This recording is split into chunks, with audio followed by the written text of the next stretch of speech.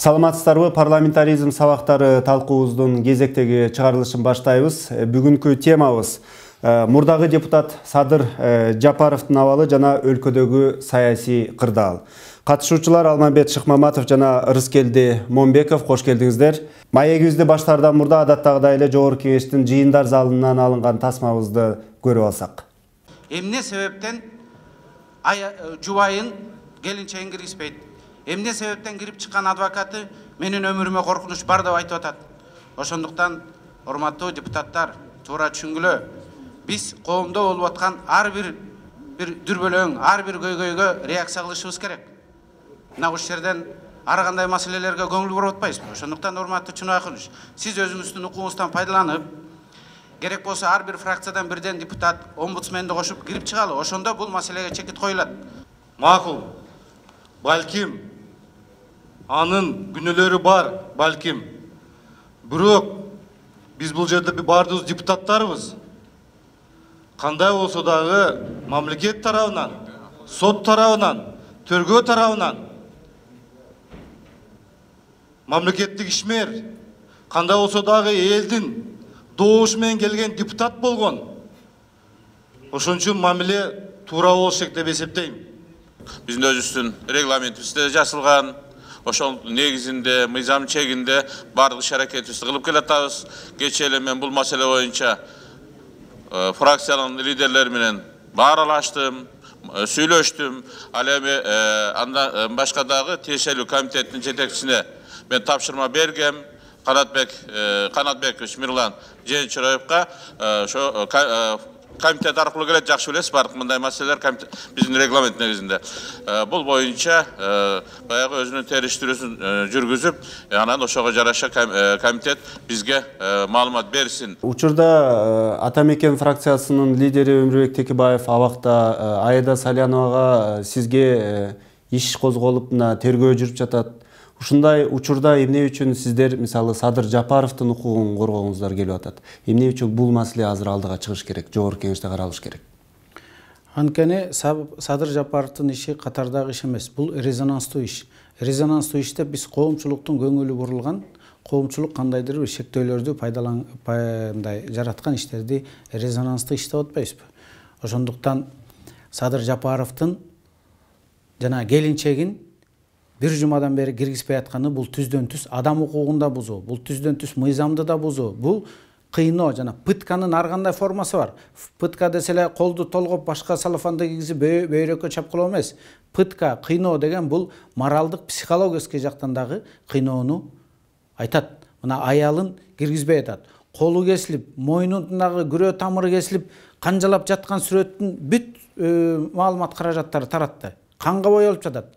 Анан эми ошондо аялын киргизбегенде коомчулуктун, адвокаттардын шеги туулат да, жүрөгү бар, сезими бар, боорукерлик бир адамгерчилик мамилеси бар адамдардын баары таң калат. Эмнеге мамлекет аялын киргизбей атат? Демек, шектене турган бир жагдай бар. Мына сиздер маселени козгодуңуздар. Садыр Жапаров ал күнөөлүү эмес деп айткандан алыспыз, аны сот чечет.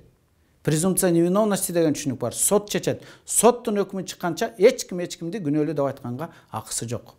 Моралдык дагы, мыйзам жагынан да алып караганда. Мына сиз анан кийин Өнүгүү Прогресс фракциясынын лидери мына ушул маселени көтөрбөдү, парламентте карайлы деди. Кандайдыр бир жыйынтык чыктыбы ушул аракеттерден? Азыркы учурда эмне кылды парламент, мисалы ушул Садыр Жапаров маселеси боюнча эмне болду? Жыйынтык чыкты.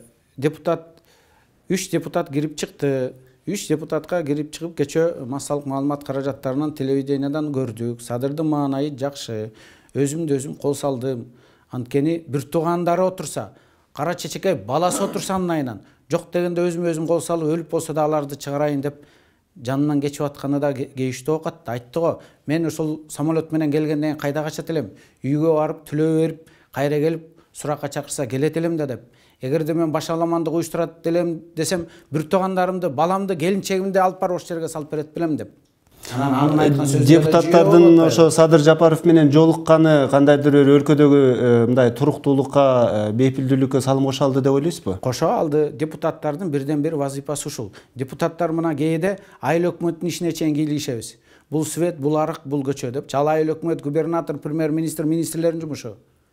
Бирок Биз ошол кээде популисттик темалар калтырып атпайбызбы? А бул жерде адам укугу, массалык ушул дүрбөлөңгө салган резонанс, коомдогу талкууну жараткан иште депутаттар башын кумга катып отурбаса бул туура эмес болмок. Бул жеринен депутаттар туура кылды, төрага туура кылды, кирип чыгып кече ошол Садырдын ал акыбалы жакшы, өзү маанайы жакшы айтты, мына мен отурам деп. Ушунчу керек да. Эми бизге айттырып аны көтөртпөй эле өзлөрү эле кылбайт беле аны. Бирок ошо депутаттардан мурдагы спикер Адыхан Мадумаров маалымат жыйынын өткөрүп, ушул маселени баягы ууду кеп тарап кете электе, эл ар түрдүү жоромолдорду чыгарып жибере электе, парламент өзү карап чукул жыйын өткөрүш керек деп маалымат жыйынын өткөрдү да. Эмне үчүн социал-демократтар Садыр Жапаровдун абалы тууралуу, мисалы ошол эле Мадумаров сыяктуу кабатырланбайт? Туура, биринчи бул маселени көтөрүп чыккан парламентте көтөрүлгөн жок. Андан 2-3 күн мурун көчөдөн көтөрүп чыккан сен айткан маалымат чындык. Буну биринчи Адыхан Кимсамаевич көтөрдү. Чукул арада жогорку кеңеш кезексиз сессияга чакырып буну караш керек дагы, баа бериш керек деди. Андан кийин биздин депутаттар ошол Мадумаровдун сөзүнө ээрчип маселени парламентке киргизди. Дегеле Алмамбет досум кандай көрөт, бирок ушул маселени ата мекенчилер көтөргөн туура эмес. Ошол Айда Салянова убагында мурда соттолгон деген макамды ошол кишинин колу менен алды. Садыр Жапаровдуга кылмыш үчүн козгон Айда Салянова Жеңишбек өзү да. Мурда соттолгон деген макамды берди. Мен отурган кишини дабалабайм. Ал кандай макам болгондо да Кыргызстандын жараны Садыр Нуркожоевич. Бирок анын мыйзамдуу укугу корголуш керек, кордолбош керек. Бирок аны бир чоң актуалдуу маселе кылып, ошону жогорку кеңештин күндүмдүк немесине киргизген өзү бул көрпенделик. Бул депутаттар көтөрүп турган маселе эмес. Ал мурда соттолгон да. Кылмышка шектүү адам болсо, биз тергөөнүн купуялыгына каршы болуп туруп, анан кысым болуп калат да. Да? Убагында Нариман Төлөевди үйүнө күч менен жүктөп кеткенде, ушул жерде жогорку кеңеште 5-чакыртта комиссия түзүлгөн. Комиссияны башкы прокурор Айда Салянова сотко берип, бул комиссиянын түзүлгөндүгү мыйзамга туура келбейт, бул тергөөгө кысым болот деп чечим чыгартылган. А мына бүгүн өздөрү баш чыкпайт. Анан дегеле ошол Садыр Нуркожоевичтин Жапаровдун маселесин парламентке алып киргендин өзү бул парламенттин аброюн көтөрбөйт, тескерисинче төмөндөтөт. Эми аны комитеттин алкагында карап, комитеттин башчысы депутаттар менен барып чыкты. Жанагы эл айтып аткан, же болбосо көчөдө таркап аткан, же болбосо башка маалымат каражаттан таркап аткан Садыр Нуркожоевич каяктан кысым болуп атып, аны кызыл ала кан кылып жая коюптур, сабап коюптур, тегуден далилденген жок да. Өзү депутаттар айтыптыр. Менин сен башка билбесең, бирок эми Эскелди мырза деп талап айттыктыр. Сен үй бүлөм айтып кой, саясий акцияларга чыкпасын, аралашпасын. Ушуну суранам, калган нерселер боюнча ушу урматтуу депутаттар келгениңе рахмат, ушу мыйзамдуулуктун сакталышына көзөмөндүк кылып берди деп суралам. Эми Садыр Жапаров кандай саясатчы болбосун, анын өткөнү кандай болбосун, мисалы сиздер деле социал-демократтардын катарында жүргөндө, мына 2010-жылга чейин сиздердин артыңыздардан да куугунтук болуп, сиздер да кыйынчылыкты көргөн партиянын өкүлдөрүсүздөр мурда да. Анан мисалы сиздер ушул сыяктуу бир кыйынчылыкка туш келип калсаңыздар, парламентте көтөрүлсө ошол кезде туура болмок десеңиздер керек, туурабы? Мисалы Адыхан Мадумаров айтып атат да, эмне үчүн ушу парламент ушул сыяктуу маселелерге көңүл бурбайт деген маселени козгоп атпайбы? Эмне үчүн? Мисалы сиз ошол жапа чеккен, саясий куугунтукту көргөн саясатчы катары эмне үчүн Мадумаровдон мурда сиз ушул маселени көтөрбөйсүз? Туура, Мадумаровдон мурун маселени мен деле көтөрсөм болмок. Бирок Мадумаровдун көтөргөн да туура эмес, атамекен чыгындырчу. Анткени Адыхан Кимсамаевич да жогорку кеңеште спикер болуп турган. Ошол кезде анын кесиптеши Санжар Кыдыралиев тарыйтап кеткен. Ал чукул арада жыйын өткөрүүсү талап кылган эмес. Медет Садыркуловду тирүүлөй куйкалап жиберишкен дагы бул катардагы кылмыш иши деп айткан.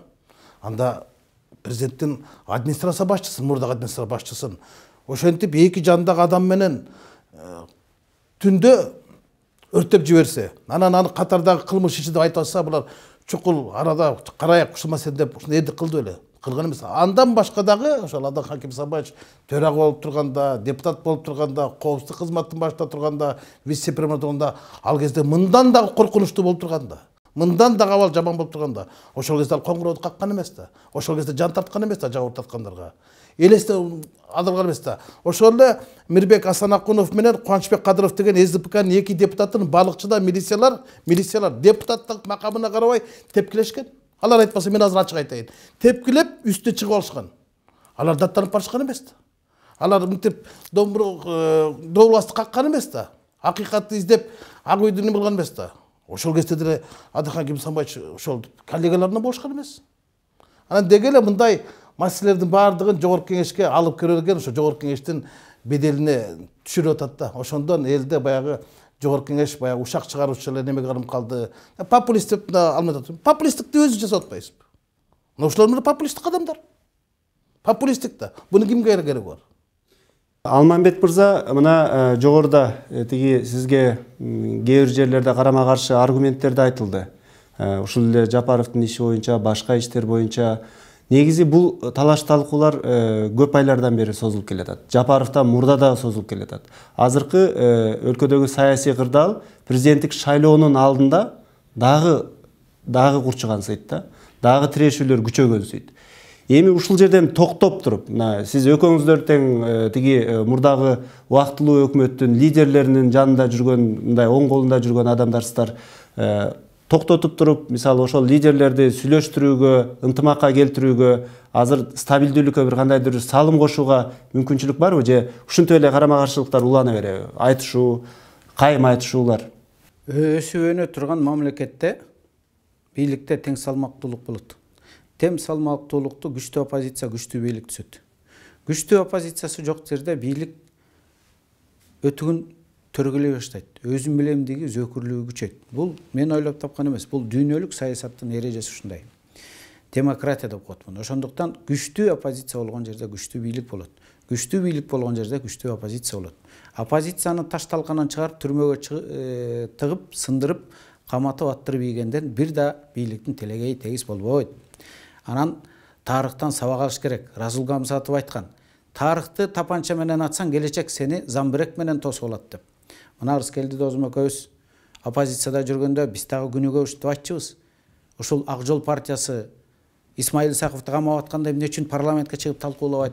Эмне үчүн алар көрсө көрмөксөн Исмаил Исаков деген бул генерал, аны эмне камадыңар? Бөлөкбаевди эмне камадыңар? Эмнеге Бакиевке каяш айткан адамдарды камап атасыңар деп. Мына азыркы Садыр Нуркожоевду мен ак деген жокмун, аны сот чечсин. Бирок ал акырат айткандан кийин, ал учуп келгенден кийин, ал элди чогултуп мен бул бийликтин жаман иштерин айтам дегенден кийин камап аткандан кийин кантип реакция бербейбиз? Кечөөкү өзүбүздүн айтып жүргөн пикирлерибизге кайра каршы чыгып атпайсызбы? Бул каяктагы катардагы иш, каяктагы бул резонанс эмес. Ошондуктан мен позициям кандай гана адам болбосун, соттун өкмү чыкканга эч ким тыюу салбаш керек. Алмазбек Атамбаев 2009 жылы Азаттыкка интервью берген. Мына сөзмө сөз ушинтип айткан. Жанагы Кадыров, Асанакунов, Жамгырчиеваны камаганда. Атамбаевдин бийлиги зөөкүр болду. Конституцияны тепселеп атат. Өзүнүн өтүгүн башына кийип алды. Кокон хандыгын орнотуп, барыңарды сындырам деп атат. Деп айткан сөзү. Бакиевдин бийлиги. Бакиевдин бийлигин айтып атат. Эми Атамбаев айткан ошону. Мен ошо айтып атам. Атамбаев Бакиевди айткан 2009 жылы. Эми бүгүн мен жана тарыхты эскерели деген бүтүн ошолку Кадыров, ошонку Жамгырчиева, ошондогу Асанакуновдор бүгүн Жапаров болуп атпайбы? Ошондуктан оппозициядан кантип күрөш керек? Оппозицияга альтернативный ишиң менен күрөшүң керек. Мына сен эмнени кылдың, мен эмнени кылдым. Сен эмнени кылдың, мен эмнени. Ана эл өзү тараза кылып чыгарып алат. Ошентип саясий маданияттуулук, саясий атаандашуучулук орнойт. Ана мунун ишин биз карабайбыз, бул кылмышкер сотолуп элек деле бул адамдан элден чыккандай бергенибиз туура эмес. Бул бизди элита деп ошон үчүн айтат. Анан эми сиздин маселе боюнча туура. Бизде ушул реваншизмди токтотушубуз керек. Эртең бир күнү президенттик шайлоо болуп, жаңы бийлик келет. Анан бир бийлик, экинчи бийлик деле ушул өч алууну токтотпой эле, ушинтип эле астыга чыкпай эле артка кете бергендин өзү бул туура эмес. Биз иштерди токтотуп, алдыны көздөй келечек умтулалы. Элита консолидация бололу. Канча деген кыргыз элинин, кыргыз мамлекеттин дагы алдыда аша турган бели бар. Ошону кол кармашып ынтымактууда консолидация менен, акыл менен ашалы. Бир бийлик келип эле экинчи бийликтин өчүн алып, ошо 5 жыл болсо 5 жыл өч алуу менен, кийинки бийлик тиги бийликтин өч алуусу менен өтүп отуруп биз элди ренжитип салдык. эл азыр мактаган бир да саясатчы жок. Эл азыр ишенип сүйгөн бир да партия, бир да саясий күч калбай калды.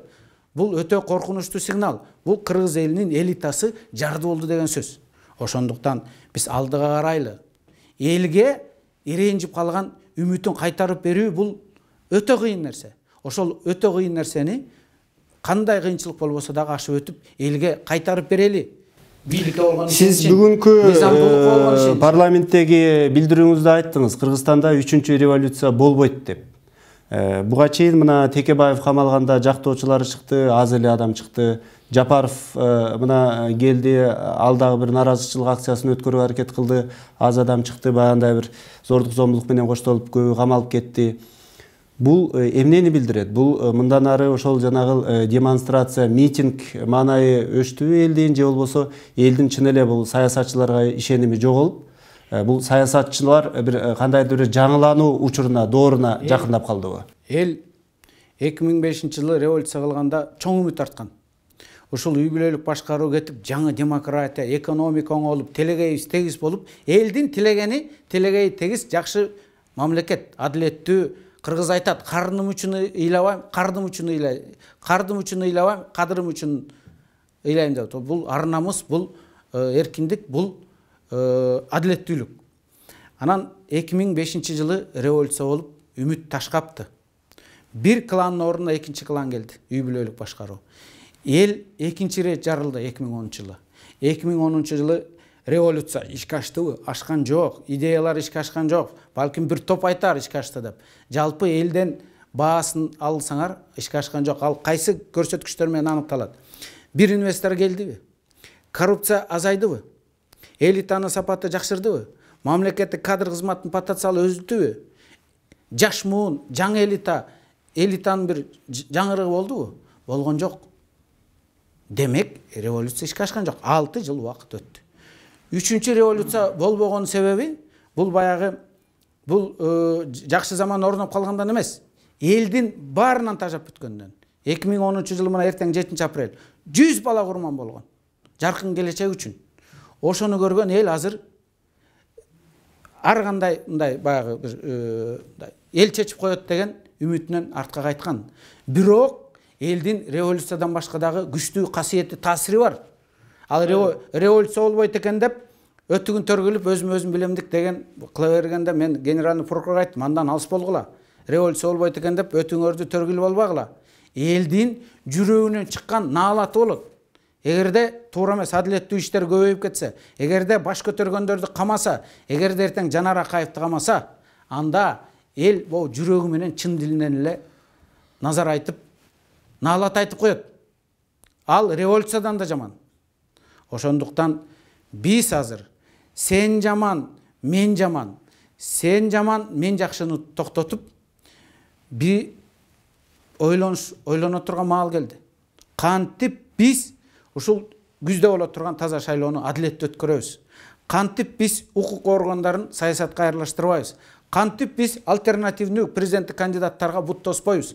Кантип биз элдин өз эркине коюп, жакшы президент шайлап, эл кол кармашып, ынтымактуу болуп, урушпай, талашпай, эки жаатка бөлүнбөй, 3 жаат, 4 жаатка бөлүнбөй. Бирок ошон үчүн саясатчыларда, оппонент болгон тараптарда дагы бир аз калыстык керек болуп атпайбы? Мисалы, сиздер былтыр 2016-жылы апрель айында мына аз эле убакыт болду, дагы бизге убакыт керек, парламентаризмде өнүгүш керек, демократияда өнүгүш керек. Биз абдан жакшы нукта келе атабыз дейсиздер дагы, анан кийин тирешүү башталганда эле бүт 6 жыл, 7 жылдын баардыгы жанагындай жокко чыгып тескери кетип атпайбы? Ошол калыстыкка кайтып келип, баягы бири-биринин оң жактарындагы туура кабыл алып, тескери кетирген катачылыктарында туура кабыл алып, бир компромисске баруу жолу барбы? Биринчиден, маалыматтар өтө так болуш керек. Биз эч качан кое тургула убакыт бергиле деп биз айткан эмеспиз. Ал сөздөр башка авторлорго таандык. Коалицияда болсун. Жок, коалицияда болгонубуз менен биз коалициянын ичинде жүрүп, жана Текебаев, Талтаев, Турба, сен бир бутуң оппозицияда деген сөздөр 11-жылдан бери эле келатат. Биз ар дайым өзүбүз пикирди, коалицияда болсок дагы өз пикирибизди, ай Баатыр, мына Рыскелди экөөбүз адам катары доспуз экөөбүз. Бирок саясатчы катары экөөбүз эки жээкте жүрөбүз. Бирок экөөбүз ошол дос болуп жүргөндө да бирибизге бирибиз ачуу чындыкты айтчубыз. Ошол кезде чындыкты айтчубуз. Сен туура эмес кылып Өтө атасың. көп убакыт берип коймага да берем. Мына Рыскелди мырза, сизге убакытта мына 7 апрелге 7 апрелдин 7 жылдыгын белгилеп атабыз бүгүн. Сиздердин оппоненттер айтып атат, максатына жетпей калды. Мурдагы 2 революция сыяктуу деле мындай 3-чү революциялык кырдаал түзүлдү, бирок революция азыр болбойт дейт да. Сиз кантип ойлойсуз? Мындай да, Алмамбет досум бираз аша чабып кетти да. Тарыхты жүрмаласаң болот, бирок бурмаласаң болбойт. 31 мартта филармонияда ошол апрель окуясынын 7 жылынан чоң жыйын болду. Ошого мекен шейиттер Айкүл Алатоодун баары отурдук. Жаракат алган балдар, казы урган балдар бар. Алардын бирөө да айткан жок. Алмамбет айткан пикирди. Революцияны талапташкан деп. Эң ириде ошолор айтыш керек бааны. Анан бааны кандай кылып бересиз? Бул айтып атпайбы? Бул аткарылган жок, тиг аткарылган жок, тиг аткан жок депчи. Бул азыр эле чыгып аткан сөз. 6 ай мурун сурасаң бул сөздү айтпаган эмес. Жаштардан эч ким келген жок дейт. Индира Жолдубаева жаш эмеспи? Башка прокурор. Борбордук шайлоо комиссиясынын башчысы жаш эмеспи? Президенттин аппарат башчысы, эсеп палатасынын башчысы Улукбек Марепов, Совбездин башчысы Темир Жумакадыров. Бүт жаштардын өкүлү го. 40-тын кырынан ашкан адамдардын бардыгы азыр эң негизги кесиптин башында отурат да. Бул жаңы муундун өсүп келатканын өзүбүз көрүп турсак дагы жок деп атпайбызбы? Биз өзүбүз ушу саясат жүрүп анан Алмамбетке эмне үчүн кошулбайм досума? Бул 5-6 курдай айтты да, эл бүгүнкү бийликтин ишени менен кетти, элдин атынан сүйлөй турган эч кимдин укугу жок. Бул көргөн элди мен деле көрүп атам, бул барган жерге мен деле барып атам. Эми көрүп атпайсызбы? Жана сен айткан нерсе туура. Эгер элдин бийликке болгон чидемини кетсе, бийликтен ошончолук эле чындыкты чылкыратып, чынжырлап, калыстыкты камап жаткан болсо, ошол жанагылардын артынан чыгат эле го. 50-60 кишиден ашпай атпайбы акцияларга чыккандар бар. Демек эл эң ириде ошолорду колдобой атпайбы? Эл кайсы тарапта болуп атат? Эл кайсы тарапта болуп атат? Анан элден биз опрос жүргүзгүзөнсүп, бүгүнкү саясий кырдаал ушунда чыңалууга жетти. Анан баардык күнөөнү алып келип эле бүгүнкү саясий куугунтуктун баарын жүргүзүп аткан Алмаз Шарченчиге алып келип такып атпайсызбы? Мындан мурунку 5-чакырылышта ай сайын бир депутатка кылмыш иши козголуп турган. Ушул жерден чекилдеп сүйлөп турган. Ошол депутаттар азыр да турат. Иса Өмүркуловго кылмыш иши козголгон. Исхак Пирматовго турат, кылмыш иши козголгон, бирок убактылуу депутат мөөнөткө кыскартылган.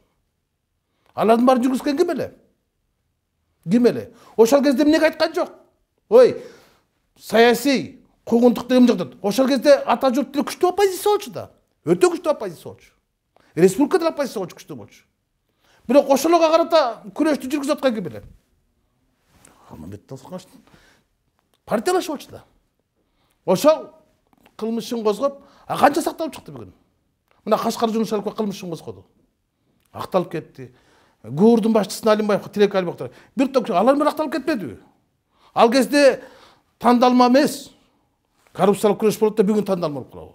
Бираз ар жакты карап дагы айтыш керек. Анан баардык эле нерселердин баардыгынан эң ириде революциянын талаптарынын бири дагы ишке ашкан жок деп бул тарых айтат. Алмамбет айта албайт. Мен да айта албайм. Атамбаев да Текебаев да айта албайт. Бир гана тарых болот. Эң негизги критерийлер социалдык, экономикалык. Адамга жалгыз байлык адамдыкы бул тирүүлүк. Мамлекет үчүн туруктуулук керек. Адамга тирүүлүк кандай кылса туруктуулук барбы? Бар. Ынтымак барбы? Бар. Бүгүнкү ынтымактын болгон чындык болсо андан кылымтын болгон чындык да. Анан бул азыр алып келип айтып атпайбы? Анда Алмамбеттин айтканынча төңкөрүш болуп турду. Кандай болсо сиздин оюңузча азыркы саясий кырдаал кандай? Мындан кийин да туруктуулук болот дегенге кепилдик барбы? Саясий кырдаалга теңеп ушунчалык өзүнүн апагайыне жатып, бийлик элдин ишине кетип, бир кандайдыр бир кооптуу, жообдуу жагдай болот дегенде мен алыспын. Эми саясатты баардык сүрө көрүп турабыз. Саясат менен аралашып келген адамдарыбыз да, элдин пикири менен эсептеше турган биз билебиз да. Бирок ошончолукка жеткен жок да. Анан болбогон эле жерден стакандан кырсыктан да кынтык истедик го. Кырсыктан кынтык истеп, адамдар өлүп атса, ошол жүк буга таандык экен, президентке таандык экен деп. Ушул уят да. Ошол маселени парламентке киргизгенге аракет кылдык да. Ошол эми ошо булгабай элдин кыжырын келтирбей, элди кайра баардыгын саясатка түртпөй, үндөбөй, кайра ошол стабилдүү абалга келиш үчүн эмне кандай аракет көрүш керек деп ойлойсуз? Бизде бир гана секрет. Ошо сиз айткан иштин бир гана секрети. мыйзам кандай жазылса ошондой аткарылыш керек. Башка рецепт, башка дары бул ооруга жок. Маегиңиздерге рахмат. Ушуну менен көрсөтүүбүз соңуна чыкты. Парламентаризм сабактары талкуусун көрдүңүздөр. Бүгүн биз өлкөдөгү саясий абал тууралуу теманы сөз кылдык. Катышуучулар депутаттар Алманбет Шыкмаматов, Рыскелде Момбеков. Рахмат. Саламатта калыңыздар.